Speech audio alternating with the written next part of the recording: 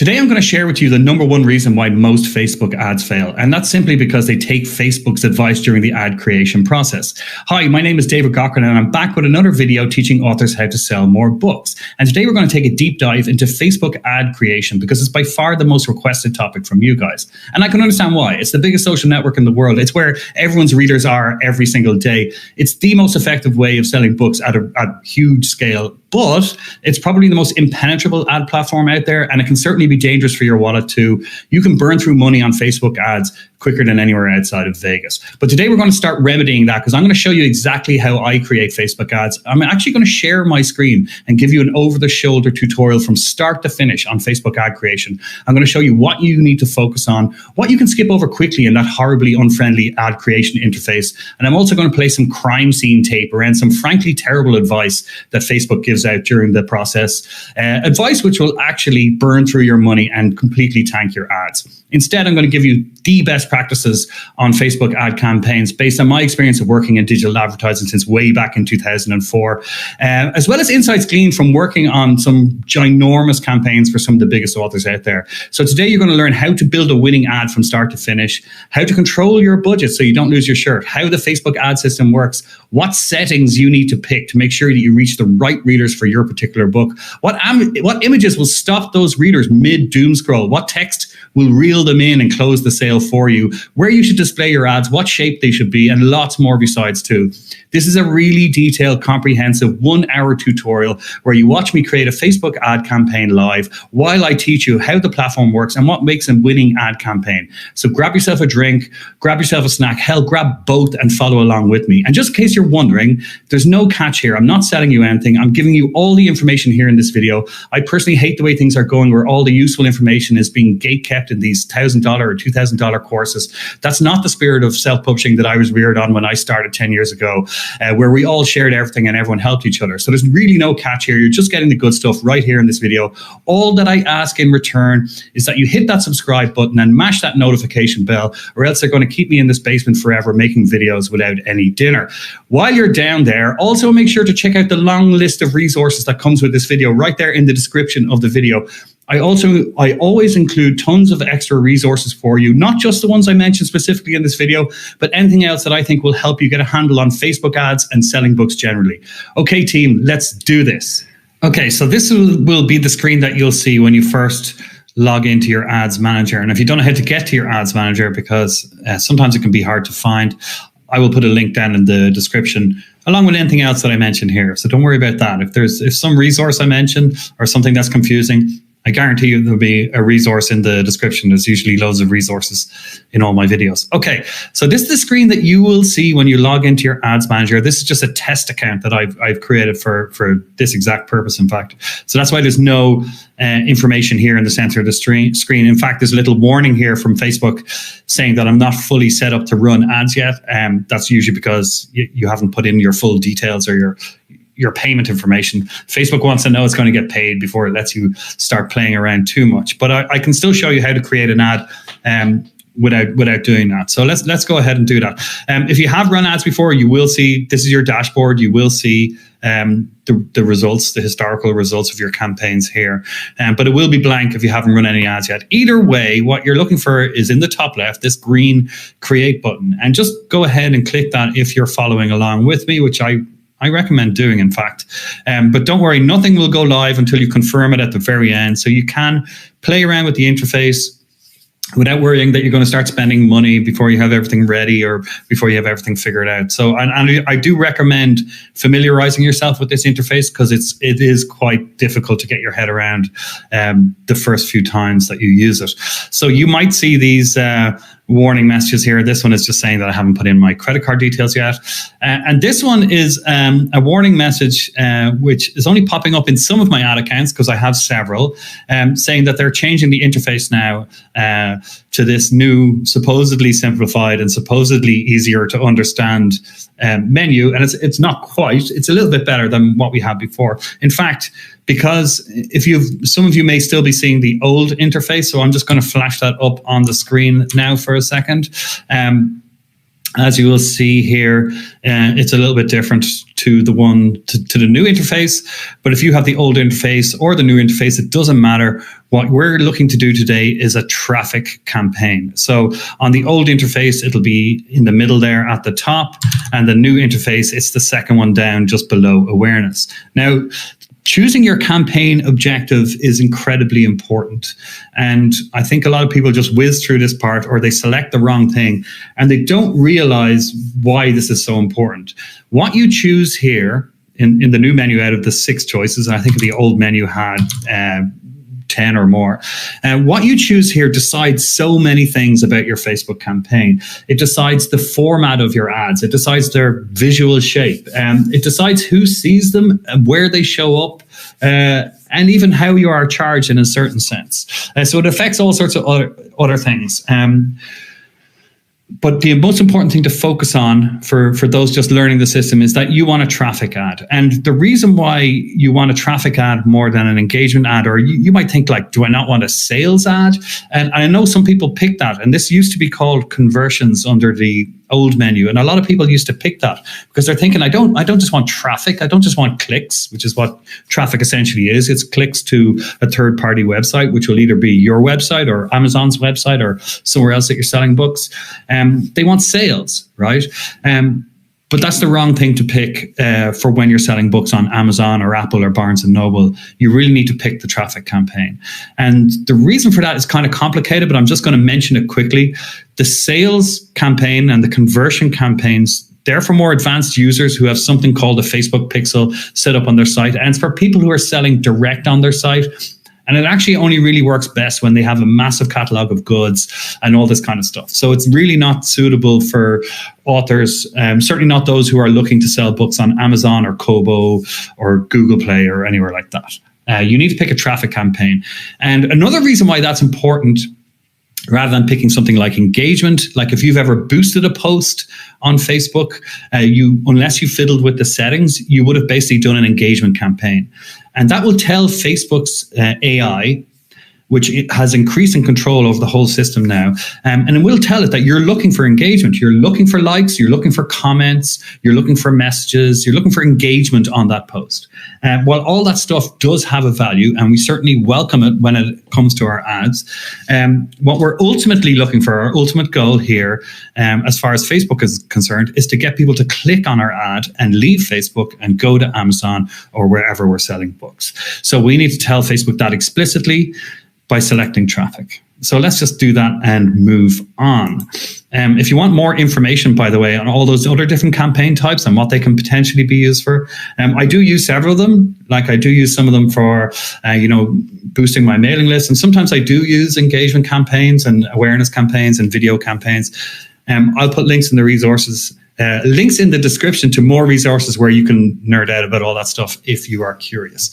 Okay, so this is the menu proper. There's a 3-step process to creating a campaign on Facebook, and it reflects the structure of campaigns on Facebook itself. So I'll just flash up a little graphic here to show you visually what I'm talking about.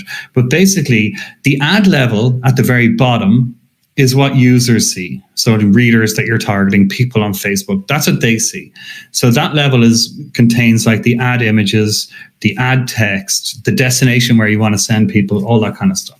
And the 2 levels above it, the ad set level and the campaign level, that's on your side of the fence. That's behind the curtain, so to speak. And that's where you set up your ad and you decide things like who you're going to show the ad to, how much you want to spend, where you want it to appear on Facebook or elsewhere on the internet, and all sorts of different settings like that. And some of them are quite tricky to get your head around. Some of them are quite straightforward.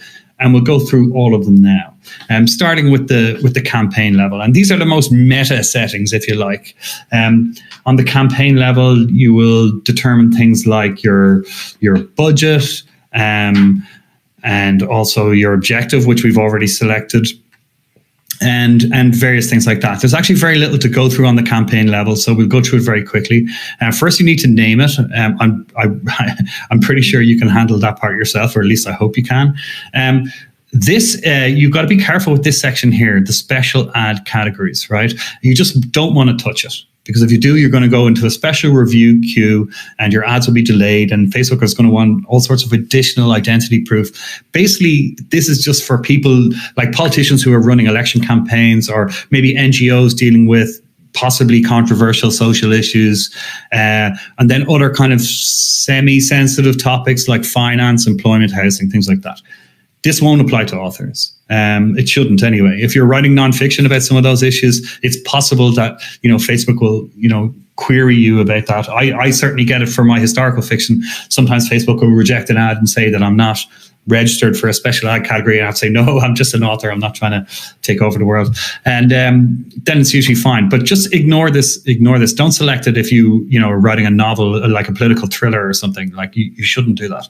This is only for politicians and sensitive issues and things like that. So they just want to take a closer look at before they allow them to go live.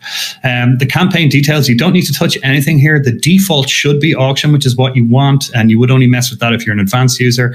Campaign objective is what we already picked, traffic, but you can edit that here. In fact, until you put the ad actually live, you can actually close out of this. You can save everything you've done so far in case, you get to the point where you need an image and you don't have one ready. That's okay. You can save your progress and you can come back to it at any point later. And you can edit almost everything after the fact as well. But one thing you can't is the campaign objective. So make sure you have that right before you set it live. You can change it here if you made a mistake. Now, I just want to talk a little bit about A/B testing. A/B testing is something that we have used in digital advertising since I've been working in the field since 2003, 2004. And it's basically where it's the means by which you determine what readers or what users are responding to best in your ad. So let's say you had an ad with a blue background versus a red background, and you would run both ads at the same time with only that difference. So it's an A/B test. There's only one difference between the two things. And you see that 70% of the people preferred the blue background to the red background. So that's the basic concept of an A/B test. And because I'm an old hand at digital advertising, I prefer doing that kind of testing manually. Some people like using Facebook's facility to do that. I don't, for various technical reasons. I think, if you know what you're doing, it's better not to use it, in my opinion. But just explaining what it is, you can skip over it for the moment. The campaign budget optimization. This is another highly technical topic, but I would just say for the moment, just leave it off. It just means whether you want to decide your budget at the campaign level or the ad set level, which is not going to mean a lot to you right now. It was hugely controversial when they brought it in. So Facebook's kind of slowly getting rid of it, or not forcing it on people. Just leave it off for the moment. And that's all you have to do at campaign level. So that's 1 down and 2 to go. Now it's going to get a lot more complicated on the next 2 levels. But let's get on with it. Okay, so you just click, by the way, this is the button you click down in the bottom right hand of the screen, the blue next button, and that takes you between the 3 stages. And if you screw up in any way, if you put something in wrong, Facebook will kind of shout at you about it. So don't worry that you've picked the incorrect setting or whatever, except for the ones where I highlight you to be extremely careful indeed. Now, on the ad set level, again, you'll come up with your own naming system. I have mine. I just won't bother with it here. Now, in terms of conversion location, Facebook's nomenclature, the jargon they use, isn't very helpful. This is just where you're sending people who click on your ad. Now, you don't want to send them to an app. You don't want to send them to Messenger or WhatsApp. But you've obviously seen companies doing that kind of thing. For you want to send people to a website for sure. Dynamic creative, again, this is something for more advanced users. Some people like it. I don't. I, again, prefer doing these things manually. I think that's better, but that's what all that is. It basically, you give Facebook a load of different options for images and headlines and ad text and everything, and Facebook's robots will just mix and match them until they find a winning formula. I prefer doing that myself. I don't think Facebook is as good at that as it thinks it is. So you don't basically touch anything in the first few settings. Things are going to get more tricky in a minute. But here again, you don't touch anything. In my opinion, on the first one, optimization for ad delivery. You're looking for link clicks. Remember, you picked your campaign objective. and that was traffic. Again, you're telling people, you're again telling Facebook that what you want is like clicks on your link going out to a third-party website, and you want your ad optimized for that. Now, let me just explain it. You're not changing anything here, but I think it's important to understand how Facebook works. When you tell Facebook that you want link clicks, and you're doing that explicitly here, and you're doing that with your traffic campaign objective, what Facebook will do is it will try and find people who are more likely to click on ads. Now, this is where the machine learning and the AI really kicks in, and why it's important to pick the right campaign type and pick the right settings. Like, let's say, for example, I am targeting an audience of this size, 5 to 7 million, which I do sometimes target audiences that big. More regularly, it'll be about 1 million or maybe 100,000 to 1 million, sometimes as small as 10,000. But these days, Facebook is always nudging us towards targeting bigger and bigger audiences and letting the AI then find the right people in those bigger audiences. And the AI works better generally when you give it more people to play with, right? And what Facebook will actually do is, like, it will know that certain users are more likely to click on ads, or certain users are more likely to comment on ads, and things like that. So, like, if I actually chose engagement as my traffic objective, or my objective instead of traffic, if I told Facebook I wanted engagement on a post, it would actually seek out the people in the audience that I'm targeting who are more likely to click the like button, or click the share button, or click the comment button. But because I'm selecting link clicks, it's going to find the subset in the audience. Let's say I'm targeting Nora Roberts. Let's say I'm a romance author and I'm targeting Nora Roberts. And let's say she has, I don't know how many likes she has. I'd say she has quite a lot. So let's say she has 5 million likes, 3 million likes, something like that. And my budget won't be enough to show my ad to all her likes unless I spend a crazy amount of money. So when I tell Facebook I want link clicks, it's going to look for the subset of people in that audience of 3 million or 5 million, whatever it is, who are most likely to click on my ad, which is definitely what I want. And just to show you, you can pick, other things here, but what we definitely want are link clicks. We want people to click on our ad and go to Amazon and buy our book. Now, underneath this, cost control. This is optional. Now, this used to be really important to tell Facebook what is the most you're willing to spend on a click. And it's an incredibly complicated subject, but about how much a click is worth to you, because it's different. A click is worth a different amount to me than it will be to you. For an author with a 20-book series who has excellent read-through, so people who read book 1 tend to read book 2, 3, 4, and continue on with the series. Someone like that, and someone who has lots of other things for readers to buy, someone who gets a huge amount of value out of an email sign-up and is very good at flogging books to their readers on their list over time. A Facebook click is simply worth a lot more to an author like that than it is to an author with maybe one standalone novel, or maybe a selection of standalone novels, or maybe a series where at the end of book 2, a beloved character is killed and the readers didn't react well to it, and you get a bit of a drop off between book 2 and book 3, so you don't have that sell through. So a click is simply worth less to authors in different scenarios. Now that's probably a topic for a video all on its own, what a click is worth. But I will put some resources down in the description for anyone who wants to explore that topic in more depth. All I will say is it used to be extremely important to put in a cost control. So let's say, for example, let's just pick something reasonably generic here, and let's say I put in 50 cents, and that would tell Facebook I do not want to spend more than 50 cents on a click. Now, you're probably thinking to yourself, well, why wouldn't you put in something like that? Because you don't want to spend $1 on a click, or $2 or $5. And Facebook can. It's, if your ad is bad enough, the clicks will end up costing you that amount. And here's the thing people don't know about Facebook. You fundamentally pay for impressions. Even if you tell Facebook, I want link clicks, I want to pay this max on a click or whatever else, you're always paying for impressions. So if you run an ad for several days and it's a really, really bad ad and nobody clicks on it, you're still going to have to pay for that. So you're paying for impressions fundamentally. All Facebook does is, for your convenience, it translates everything into cost per click or cost per link click or all these other things. But that's just for your convenience. Fundamentally, Facebook charges for impressions, and it's very important to understand that.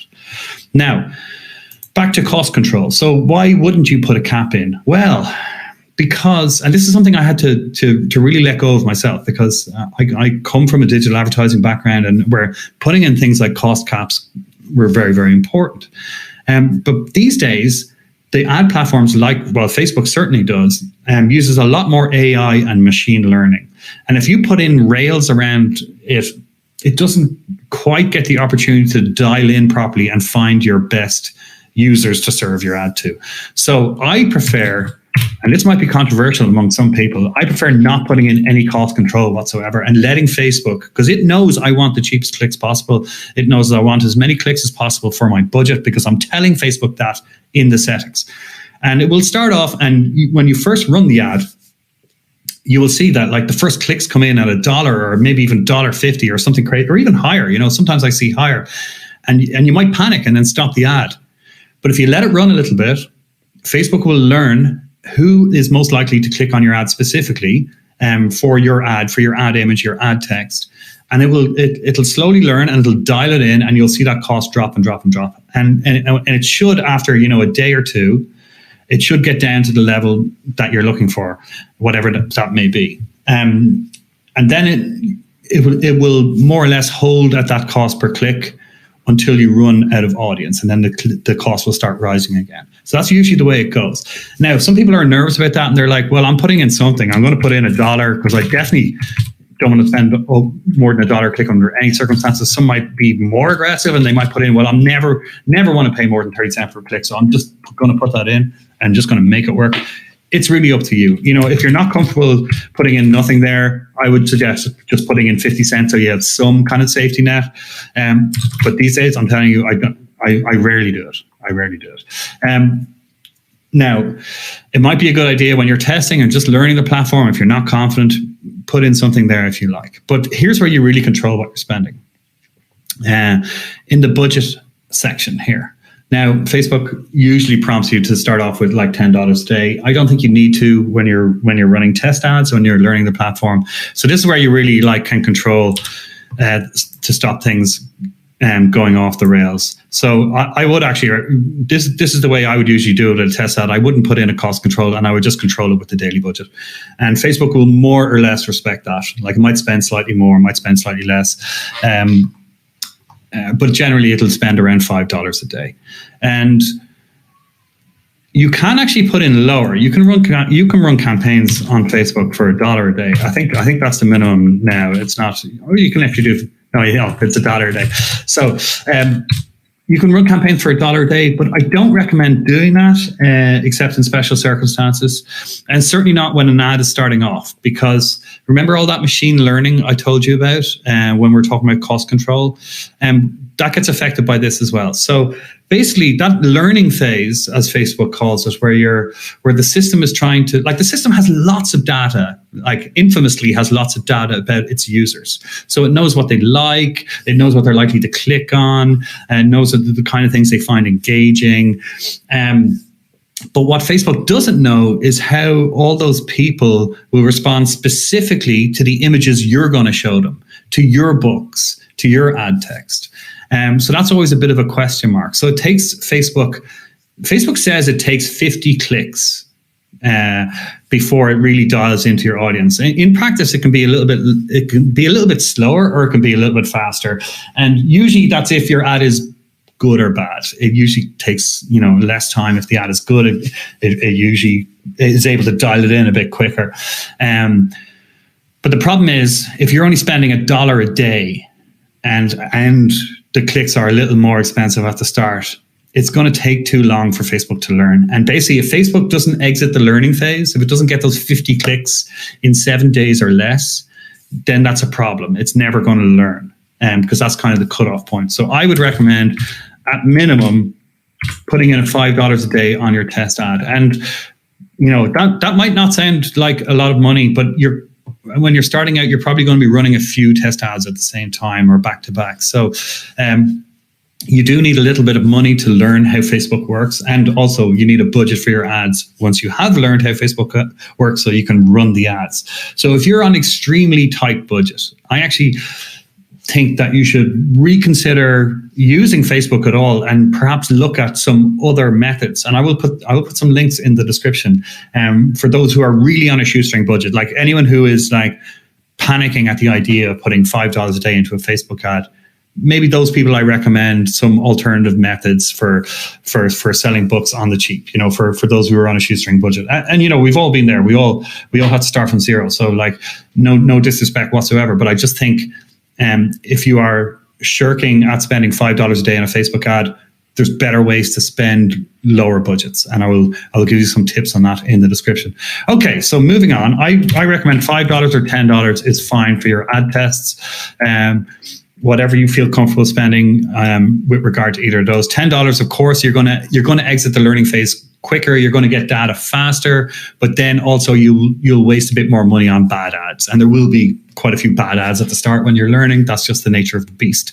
Okay, moving on from budget. I think we've covered that fairly extensively. Now, don't skip this little section here under budget, which I think a lot of people miss, which is the schedule. Now, it just says Dublin time there because I think when I set up this ad account, I was living in Dublin, and now I'm in sunny Portugal. But yeah, it'll have your local time or whatever you picked in your settings when you set up your account. Anyway, if you take a long time creating your ad, Facebook's going to flip out saying that you're trying to start your date in the past, right?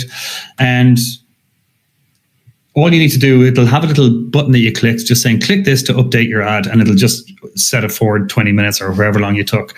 But that's not the thing to really watch out for here. What I recommend watching out for here is set an end date. Now, I always put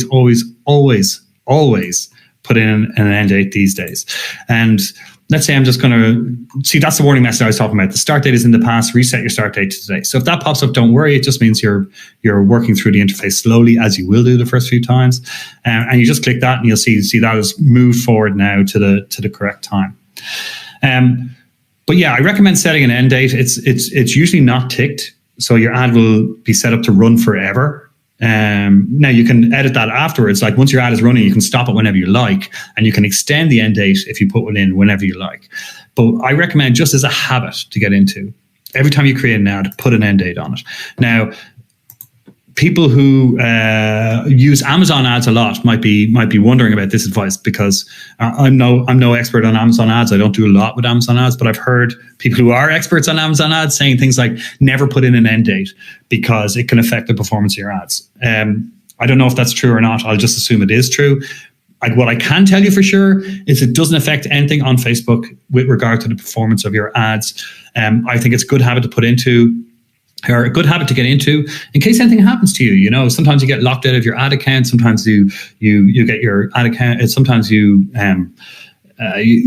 computer can die. Sometimes you can get into an accident, or you can be sick. Like I actually remember the reason why I'm stressing this so much. I remember getting a virus a few years ago, and I was just out of action and kind of delirious for a couple of weeks, and I completely forgot that I'd set up this test ad trying to sell books on Barnes & Noble, where I never really sell a lot of books. So I was just trying to spend a little money, see if I could get things running with some experimental ad campaigns. And I remember I'd put a kind of a heavier budget in at the start because I just wanted to get it going, and then I was going to reduce the budget. But then I got sick. So then this ran for like 2 weeks over Christmas, which is the time of year when Facebook clicks are the most expensive. And I didn't have any cost caps in it, and I didn't have an end date, and it just ran around for I think 2 weeks or 3 weeks until I got the bill. And I had a little cry. So I recommend putting in the end date so that doesn't happen to you. I do not want you to cry. Okay. Now, we've only got 2 sections left on the ad set level, and then we're going to move on to the ad level. But these 2 sections are super important. Now, audience. This is deciding who sees your ads. You know, who out of the mass of the great unwashed do you want to actually see your Facebook ad? Now, it's just defaulting to my current location, Portugal. What you need to do is, let's assume we're running an ad to American audience and sending them to your book on Amazon for the purposes of this exercise.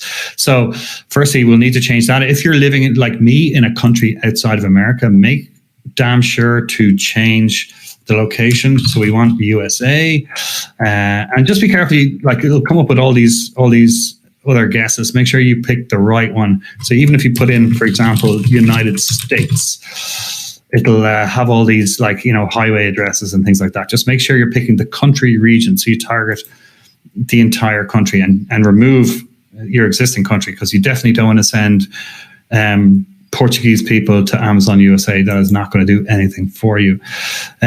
Some people make sure to change this, like to exclude people who are, not living in this location, who are just there on holidays or whatever. I've honestly never seen a big difference. So I just don't bother with it.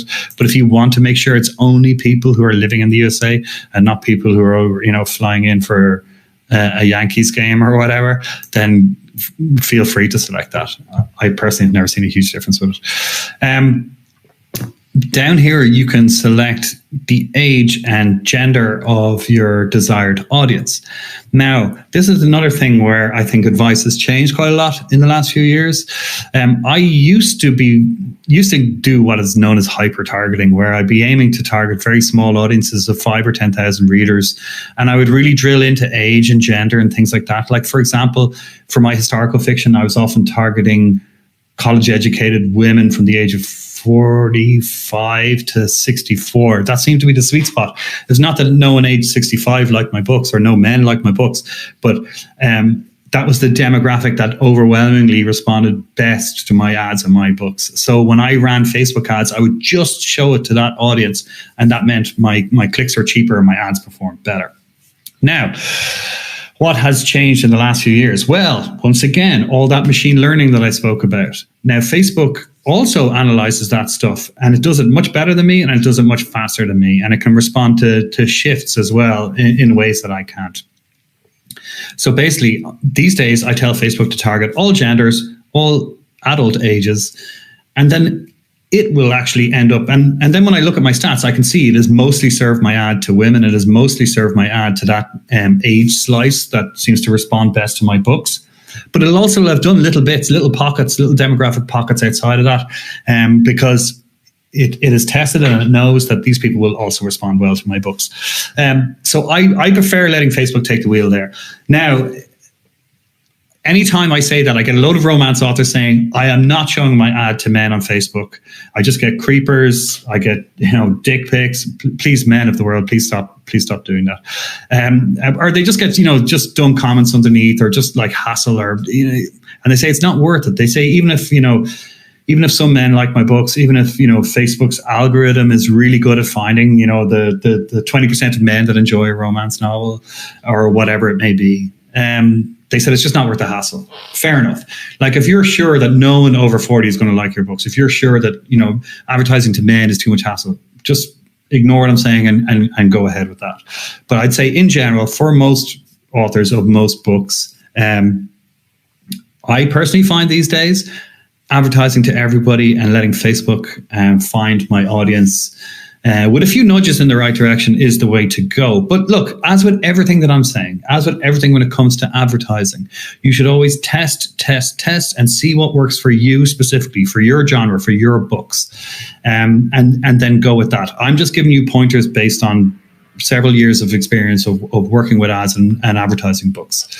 Now, what we will do, though, as you can see over here, like, this will update live as you pick different settings in the targeting.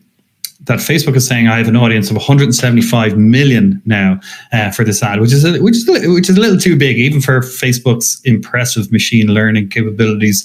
So we want to drill that down a little bit, and I'd be much more comfortable if that audience was somewhere between, say, 100,000 and a million, or maybe 50,000 and 3 million, something like that. It's a pretty wide range, but not this big. So what we need to do is tap into one of these little settings that Facebook really, really hides. So what we need to do is show more options here, because Facebook has actually just changed this again in the last few days, I think. Okay, so this section here used to be more visible, and now they've hidden it even further. So this is what you might see. You might just see this map here that you can zoom in and out on with United States selected. And then you might just see the ages, and then you might see the genders, and then custom audiences underneath, which is for more advanced users. That's where you do things like target people who've been visiting your website. You target people who've already liked your page or your mailing list. But I'm going to work on the assumption that you don't have that stuff to play with, and we'll maybe deal with that in another video, or I'll point you towards more resources. For now, let's assume you're taking your first steps on Facebook, and we need to get this audience whittled down. So we need to go into show more options. And I can't believe this is the most important setting on this page, and they bury it. Watch how much they bury it. Show more options, detailed targeting. This is what you're looking for. Because we want to target people based on their interests and behaviors. We want to target people, if we're writing a thriller, we want to target people who like thrillers. If we're writing romance, we want to target people who like romance, or maybe specifically who like Beverly Jenkins or Nora Roberts or whoever. But either way, we need to drill down. And so you got to click the edit button there, right, to get into this. And now this detailed targeting, what's sometimes referred to as interest targeting, is where the magic happens. And you wouldn't guess it based on this little menu, because Facebook isn't even prompting anything here. But I've got to start typing. So let's say I am that romance author we spoke about, and let's say I am targeting Nora Roberts' giant audience. So here we see Nora Roberts is an interest that we can target, and you can see the size when we hover over it. We can see the size there: 1.2 to 1.4 million people, which is a lovely size. But then when it pops out here, the audience size is estimated at 3.2 to 3.7 million. And it really doesn't make a lot of sense the way these sizes and estimates are often quite different. I think Facebook does quite a bit of guesswork in assuming that, you know, someone might like this or might like that. Either way, look, this is what we have to work with.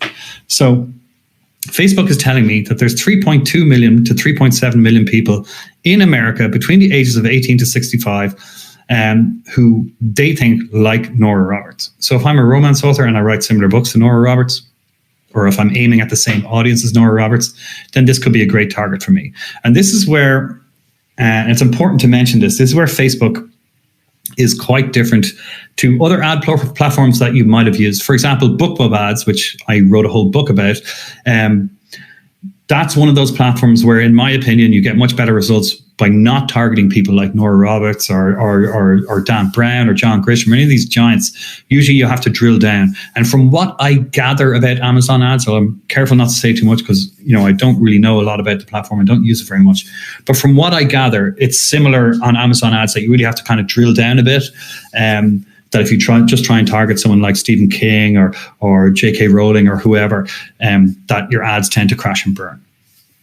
It's not true on Facebook, not anymore. Not with the new system now of machine learning and AI and the system's ability to really crunch through those big audiences and find the ideal audience for your ads. So don't be shy. Don't be afraid of targeting giant authors on Facebook if you write similar stuff or if you're aiming at the same audience. And actually, I'm going to make sure to put down in the description of this video, I'm going to make sure to put a guide to finding your comp authors, because it's a subject I think that gives a lot of authors hives, quite frankly. And I think, you know, especially, I don't know if you guys ever queried an agent or whatever, and if you ever dared to say in a query letter to an agent or a publisher that, you know, you're aiming for the same audience as Nora Roberts or something like that. If you picked one of the household names and kind of compared yourself to them, you probably would have heard all about it or got an instant rejection because they thought you were big-headed. But that's not the point of this exercise. The point of identifying your comp authors is identifying which audiences you're aiming for. So, like, by targeting Nora Roberts, you're not saying I'm better than Nora Roberts, or I write exactly like Nora Roberts, or my books are as compelling as Nora Roberts. You're saying I'm aiming for the same audience that she has. I'm aiming for her audience, you know? So you need to go through that exercise. You need to find your comp authors. I recommend writing out a list of authors whose audience you're aiming for. And it doesn't necessarily mean you're writing the same style, just that their readers might also like your book. Okay, so there's a whole blog post on that. It'll go through the process in detail for you, and it will show you how to harvest potential comp authors from you from various places on Amazon and elsewhere. So definitely check that out, and then, you know, you'll work up a list, and then you got to go through. You got to plug them in here. You know, and see if they're actually targetable on Facebook, because a lot of smaller authors won't be targetable on Facebook, and maybe some big indies won't be here. You know, it does tend to lean more traditional and more historical. You know, it doesn't tend to have a lot of the newer authors. And even if they've got a lot of Facebook likes, Facebook can be very slow to add somebody here. that's why I recommend making a big list of comp authors and then trying to plug them in here. Like, let's see, for example, if Beverly Jenkins is targetable, which is a huge and beloved romance author. I hope I'm spelling her name right. Or let's say, for example, Dan Brown, if you write a thriller, he is targetable. And just keep plugging them in. And then, you will have a list of authors that you can target on Facebook. If you have none, let's say you write in a niche where you have absolutely none, you can still run ads, right? You've just got to look for maybe your genre name instead. So let's see if it's techno thriller. It's not. Let's see if cyberpunk. So there you go. You have a couple options there if you write like a cyberpunk book. So you can either target cyberpunk in general, like this is the recent game, Cyberpunk 2077. And let's say, right, for example, you put in something like that, like cyberpunk. And let's get rid of Nora Roberts. Sorry, Nora. You might be worried that you're targeting a lot of people who just like role-playing games or video games or movies. And then what you can do is you can narrow the audience by putting in Kindle. So now you got to watch out for these funny audiences like this, Amazon Kindle, right? That's actually people that work at Amazon Kindle. So unless you want to take out an ad, target them to complain about something, which I don't recommend doing, you want actually the Facebook users who like Amazon Kindle or who use an Amazon Kindle. And there's actually two Kindle ones that I recommend you put in here. And just for maximum coverage, Kindle Store and Amazon Kindle already there. Ignore this one, the employers. You can tell by the size. It's only got 2,800, 3,000 people in the audience. You want this one, which is 20 to 23 million. That's a bit more like it. And then I recommend adding the Kindle Store as an interest as well, just because it expands your audience. And you see now, that's Cyberpunk audience, I think was originally 4 million or something. But now out of those guys, you want the readers. Because not everyone reads books for some god-awful reason. Some people just prefer video games or movies or whatever else. So these are people who like cyberpunk generally, but then also own a Kindle or use the Kindle Store. So it's a fairly good chance that these people actually like cyberpunk novels, right? And I don't recommend putting in ebook readers or ebooks, because that will include people who use Apple Books or Google Play or Barnes & Noble or Kobo. And I also don't recommend putting in Kindle Fire, even though people do use that as an e-reader, because there's lots of people who own a Kindle Fire who might watch cyberpunk movies and never pick up a book. So I think it expands your audience. Some people disagree with me, but I think it acts as a drag on your ad, because it'll show your ad to lots of people who don't click on it, and that's not what you want. So whether you're writing cyberpunk or romance or whatever else, you should be able to find something. And even, by the way, if you are a romance author targeting the likes of Nora Roberts, let's just put her back in, and so she can reclaim her rightful place on the throne. And let's get rid of cyberpunk, because we don't want cyberpunk Nora Roberts fans, although now I'm wondering what that mashup would be like. So let's say you are targeting in one of your comp authors like Nora Roberts, and you don't have to go for a genre. I do think it's better generally to target authors rather than genres. There's a better choice, but sometimes you don't have a choice. But again, test both, see what works better for you. But even if you are targeting an author like Nora Roberts, and everyone that's following Nora Roberts is almost certainly a reader, unless they're a big fan of her hotel or something, they're almost certainly a reader.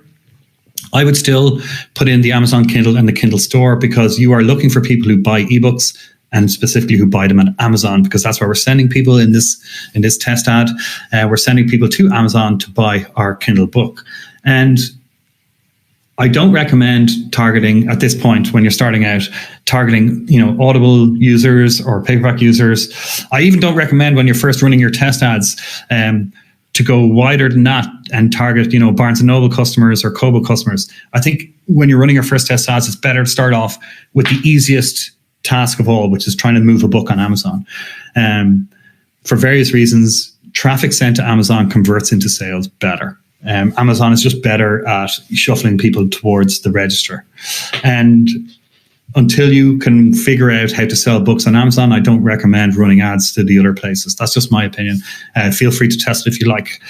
So anyway, okay, let's say we've got our author in there. And by the way, if you do, generate a list of 8, 10, 20, 50 comp authors, don't plug them all in here, especially if they're the size of Nora Roberts. So I recommend testing them one at a time. That's that A/B testing we talked about earlier. Testing them one at a time to see if they work for you or not. So you might have a list of 10 romance authors and Nora Roberts is just one of them. Test Nora Roberts first. See if her audience on Facebook responds to your books and your ads and your images. And if she doesn't, cross her off the list. Sorry, Nora, you have to go, and then move on to the next one. And if she does, great. You have a winner. Put her into the winner pile. And then maybe, when you have a bunch of authors, let's say you figure out 5 or 6 that work for you, that, then you can lump them all together into super ad later on. But during the testing process, do one at a time so you know what's working and what's not. And it's just easier for you to manage.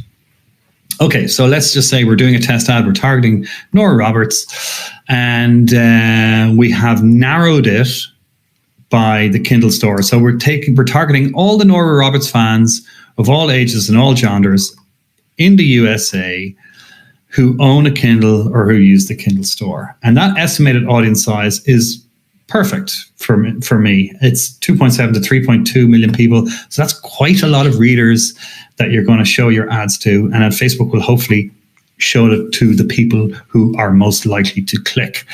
Okay, so that is all you need to know for the moment about targeting. I will have more resources in the description if you want to dig into it further. And I recommend you do, because as you can see, it's quite complicated. And this is really what will make or break your ad, and choosing to show it to the right people or not. And you can see there's several ways that you could easily mess that up. Here is one, and Facebook pushes you towards this. Do not tick this box unless you really want to waste money. Now, this is one area where I refuse to hand over the reins to Facebook's friendly neighborhood AI, because what Facebook will do here, if you tick this box, Facebook says it'll expand your audience if it identifies people adjacent to your audience or similar to your audience, and it'll just start showing your ad to them as well. And it makes it sound like a little thing, like, oh, there's just a couple of guys outside the tent. We're just going to bring them in. They're going to dig it. And it's not. It'll expand your audience to like 30 million, 60 million, 100 million, a really, really broad audience. And it'll show it to people that you really don't want to show your ad to. Like maybe you will say, I only want to show my ad to women because I'm a romance author. I don't want to show my ad to men. It might add men. Or you say, I only want to show my ad to people who own a Kindle. It'll add people who own a Kobo device, because to an AI, they look similar. Someone who likes Kobo looks similar to someone who likes the Kindle store, right? Except they're not. They can't buy your book on Amazon. So I recommend staying away from this detailed targeting expansion unless you're an expert user and you really know what you're doing. I think it can really, really mess with your ad. I don't bother doing anything here with languages or connections. Custom audiences we will skip.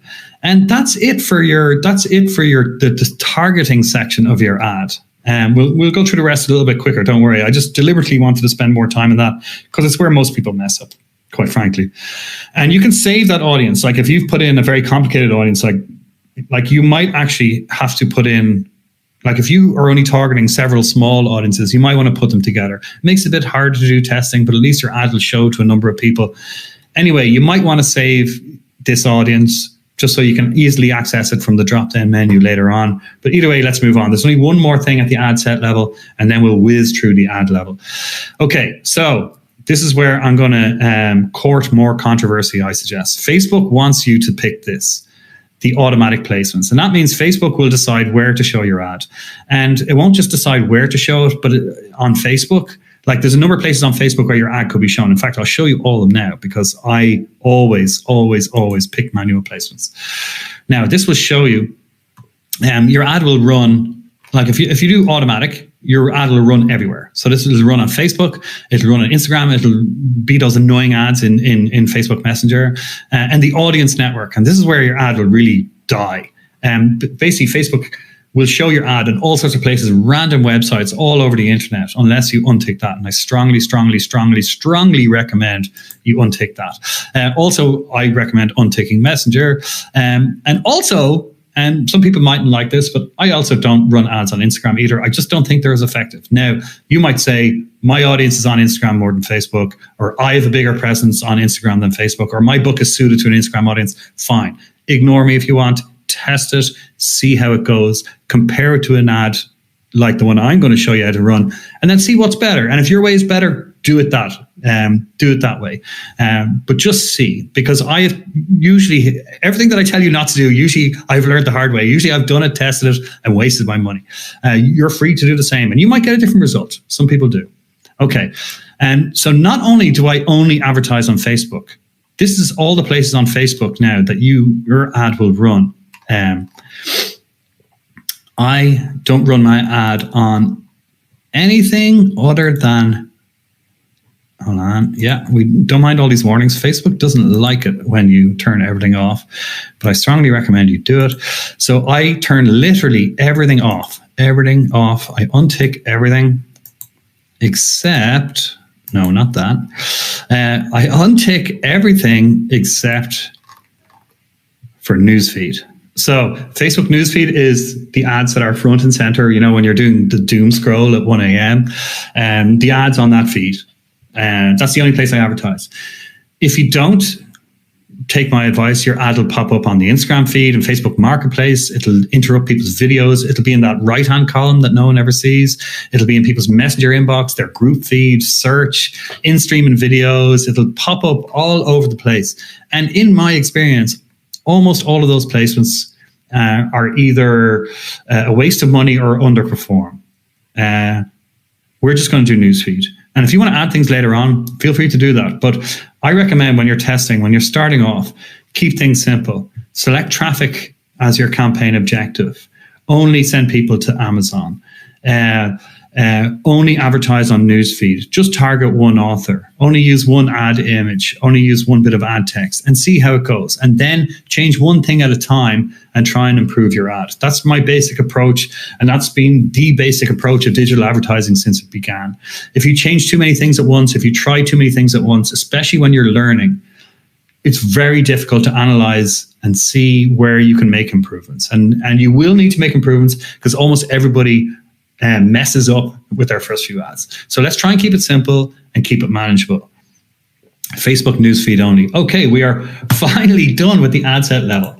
Now, we move on to the ad level. Finally, we are, let's ignore that. Facebook's always trying to get you to try new and stupid things. Right, so finally we are at the ad set level. Let me see if I can just zoom this out a bit to make it a bit more manageable. Okay, so I'm going to run through this pretty quickly, and then we're done. Facebook's just complaining because I haven't got a website URL for my ad. I will in a minute. Ad name, again, you can put in your own name there. Here, it's very important to assert your identity. Associate your ad with a Facebook page. You have, I believe, the option of not doing it or just doing Instagram thing.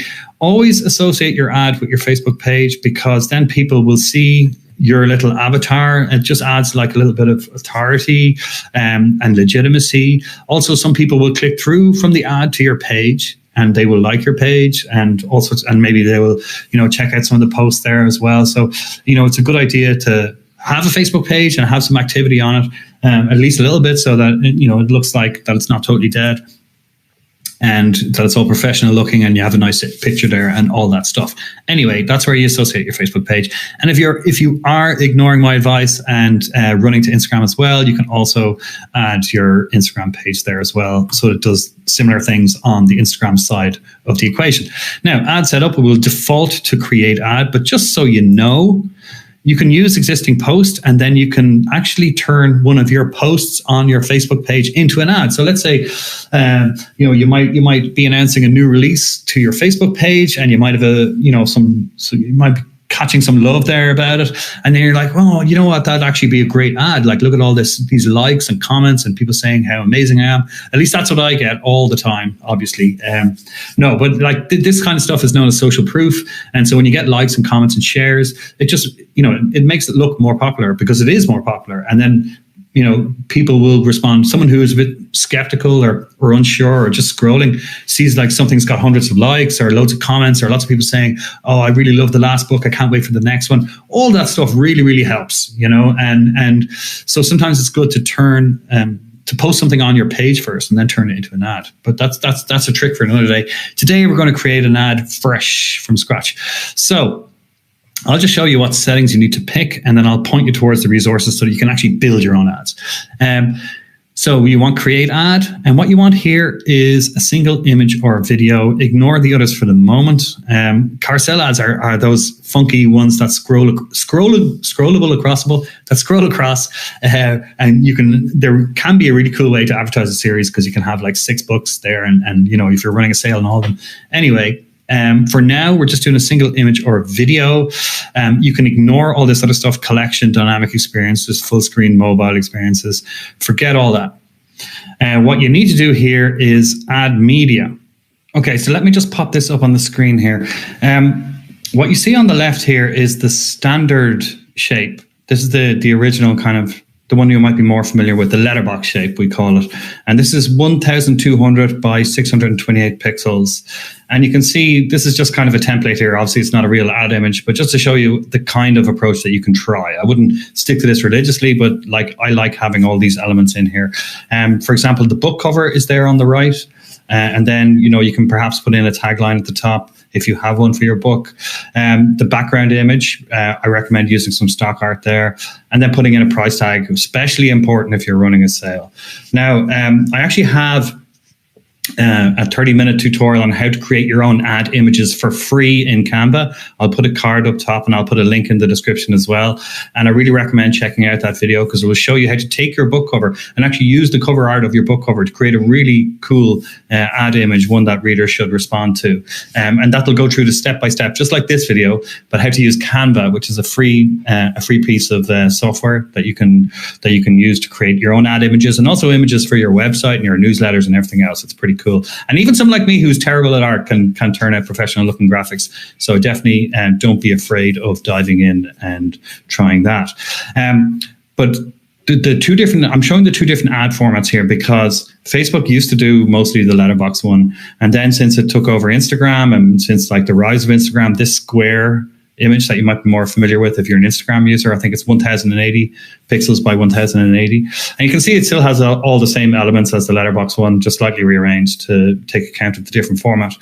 Now, one thing to keep in mind here is that the world is increasingly mobile, as I'm sure you've heard, and you might see depending on the demographic of your audience, you could see your ad served to 50, 60, 70, even 80% of users viewing your ad could be on mobile. And the reason why a lot of us experienced Facebook ads users have switched from the letterbox shape to the square shape is because that simply slays on mobile. So you'll know if you're a Facebook user yourself and you've seen ads, that square format just dominates. It takes over the whole screen and means there's very few distractions, and you basically have all their attention, which is, someone doom scrolling on their mobile, it is hard to get their attention, and that square format really does it. So I tend to prefer the square format these days. I still use the letterbox one. Often I will show people both, and just to get 2 bites of the cherry, but also to let Facebook's AI, that machine learning, kick in again and decide which one people are responding to. And I'm often happy to let the system do that, and it can be quite effective. Anyway, with regard to the ad image, I recommend going through that tutorial I showed you. You don't have to follow this template here. There's just one particular thing I want to point out, and this is when I was talking about old advice that's circulating quite a lot. For example, there's a lot of old advice circulating saying that you should not use your book cover in a Facebook ad, and similarly, they say you shouldn't use text in a Facebook ad. So you can see that this has got both. I've got potentially a tagline. I don't always use a tagline.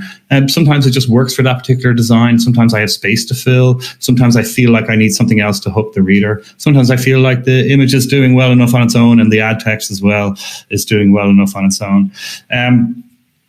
Anyway, what I recommend doing is really thinking about, what is going to communicate the genre instantly to a reader. Because as I said earlier, the image is what really stops readers in their tracks. I always view it as the image stops the reader scrolling. and catches their attention. And then the text above it, which we'll talk about in a moment, is what closes the sale. That's what really reels them in and drives them towards, clicking through to Amazon and hopefully purchasing your book.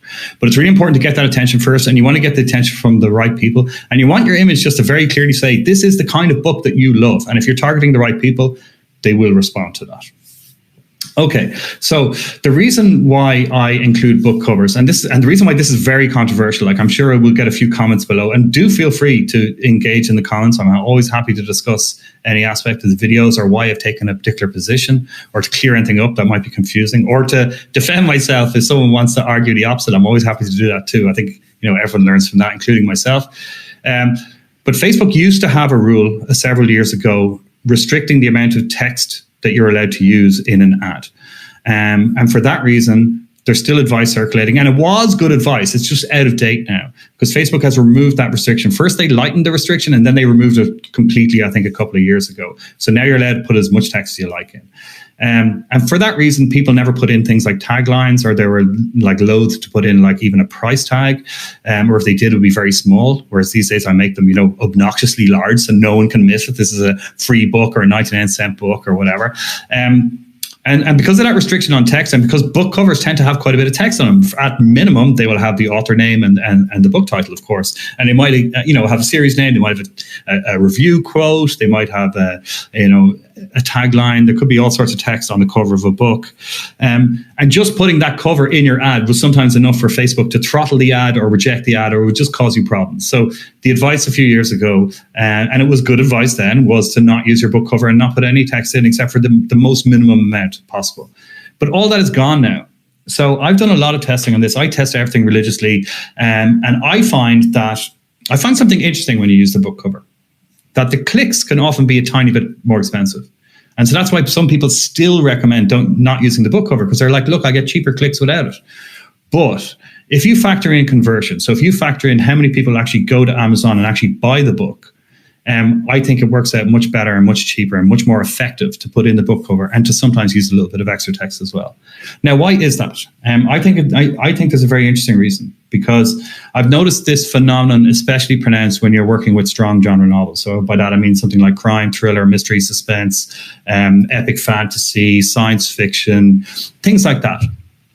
And romance could be another one as well, although I've personally done less work in that field.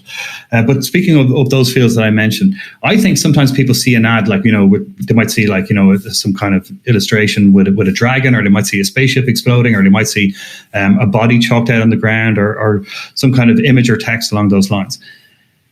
And without the book cover in the ad, I think some people assume that it's a computer game, or it's a new TV show, or a movie, or a role-playing game, or something like that.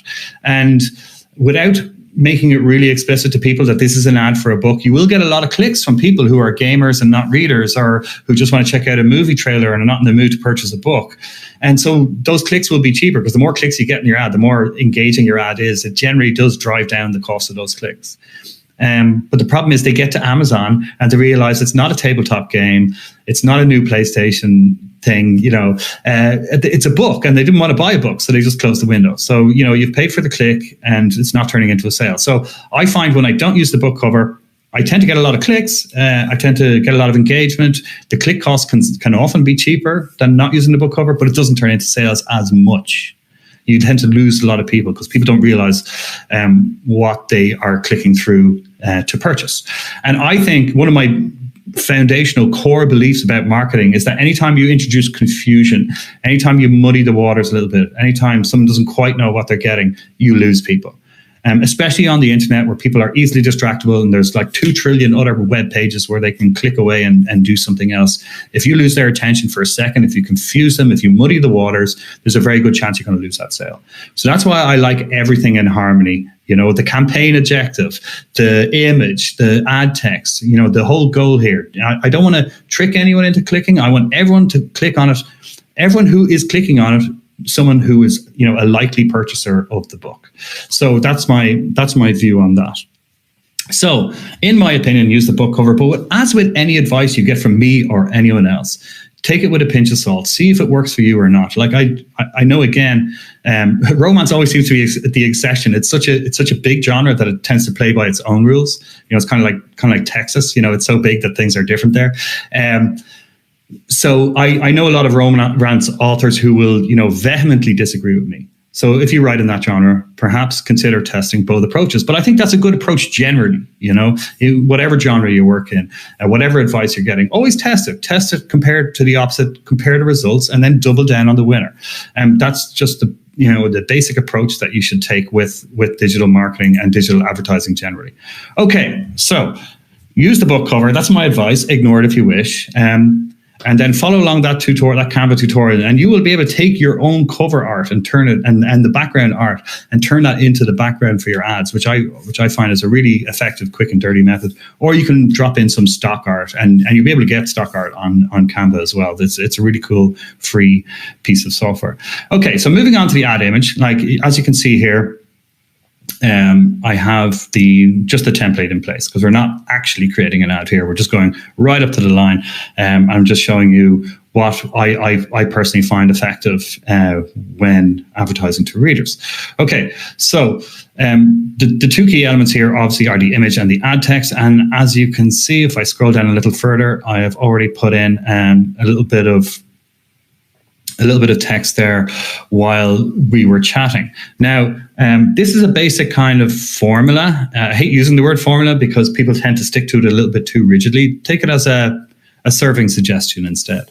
So again, there are two schools of thought on the ad text. This is called the ad text. Facebook calls it the primary text. That's the bit, above the text, above the image here. And I use that for closing the sale.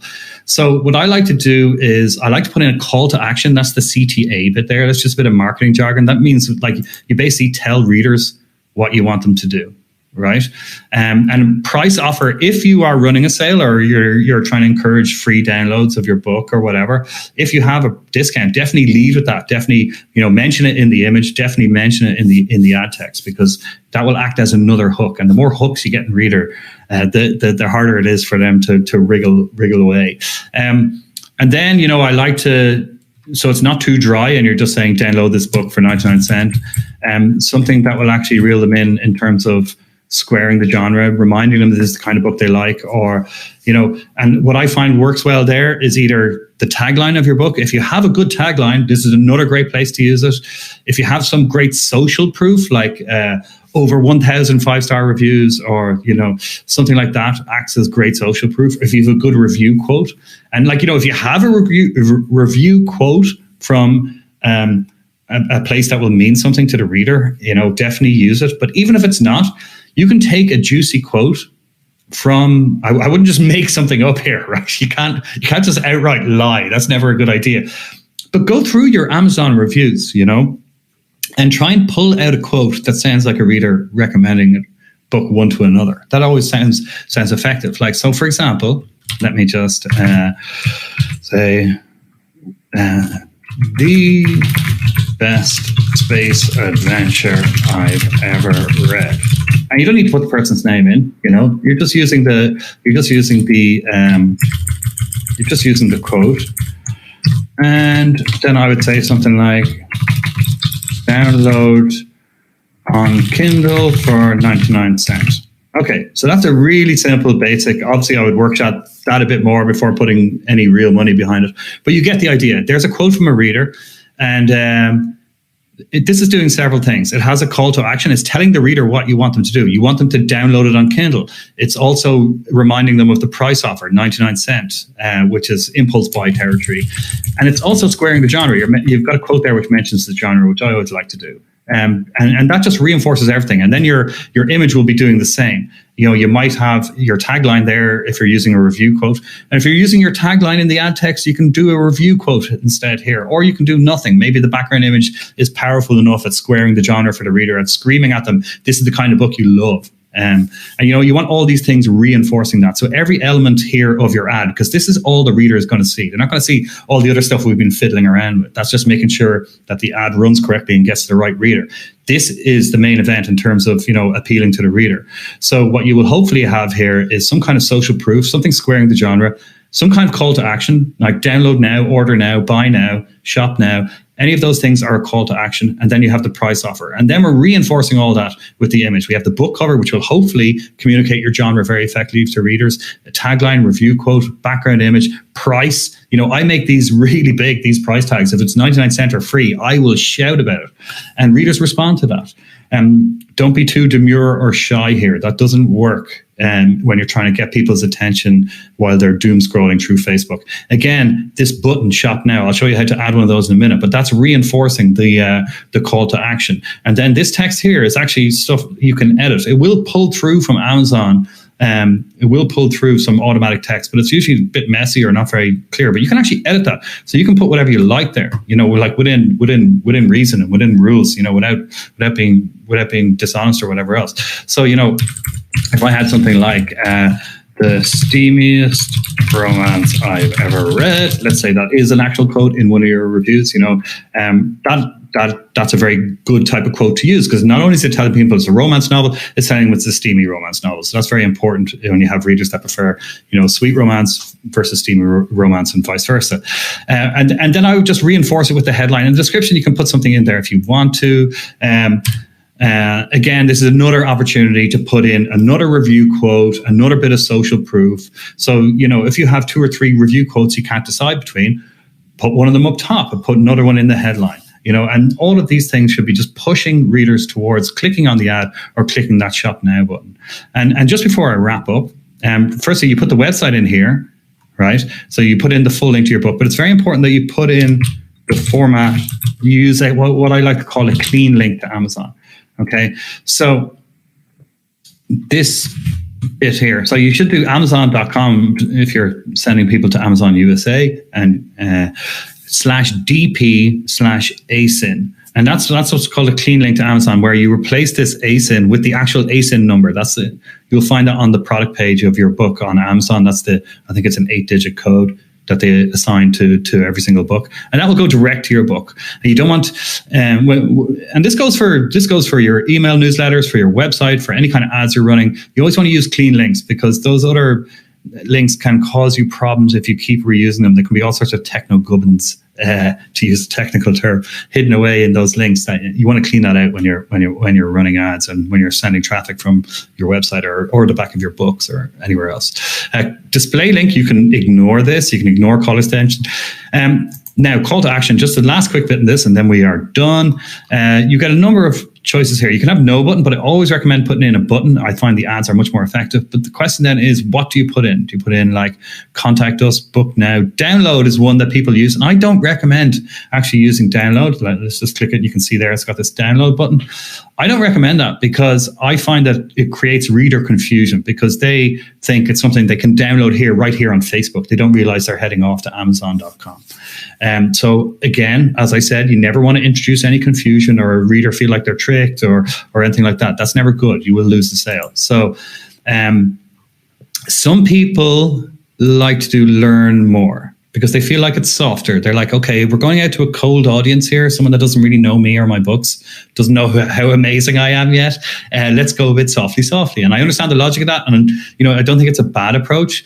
But my personal belief is that an ad is more powerful and more effective when you have everything lined up. So I'm looking for traffic here. I've told Facebook that with my campaign objective. I told them that when I was telling them I want to be optimized to deliver for link clicks. I'm saying that to the reader, what I want them to do. I want them to click on the ad. I want them to download my book. So I want to get them in the mood for shopping right away. And I want to tell them, like, this is what you're doing. You're going to click on my ad, you're going to go to Amazon, and you're going to go shopping. And I personally find that's more effective. But as with everything, feel free to test the alternatives. So there we have it. All this other stuff down here, you don't have to do anything. You're off the hook now. You can go and create ads using this method and test the results. Just be careful with what you're spending. Make sure to check the resources down at the bottom of this video. There's tons of resources down there where you can get a more detailed walkthrough on every aspect of ad creation and also Facebook ads in general. And just be careful what you spend. Like, I always consider it like, it's not like gambling, but I always think it's helpful to think of it like that. Like, don't Don't borrow money to run Facebook ads. Like if you're on a very low budget, Facebook ads might not be the best option for you. It's usually better for authors who are already generating some sales and already have their Amazon page is in good nick. They have a few books out there and they want to take the next step up. They want to step up their sales. They want to scale up their author business. And then Facebook ads can be the perfect tool for that. But don't spend anything you can't afford. Always remember that you're going to need some money, not just to run your ads, but also you're going to need to burn through a little bit of money to learn the platform. Everyone has to. There's no way of shortcutting that process.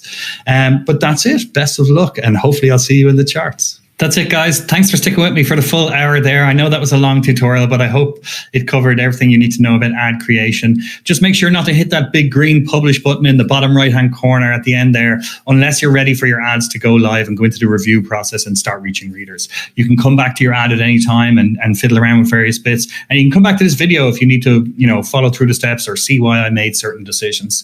Anyway, I hope you found it useful. Do hit the like button if you did find it useful. And also make sure to hit that subscribe button and the notification bell.